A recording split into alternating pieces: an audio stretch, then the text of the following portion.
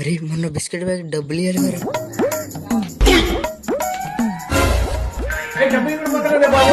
నేను సెట్ చేస్తలే పారా.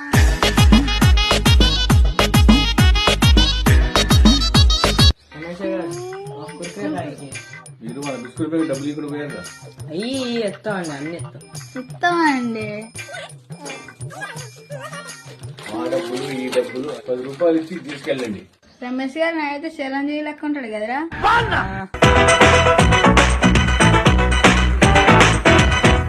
సాయంత్రం డబ్బులు ఇచ్చేయండి.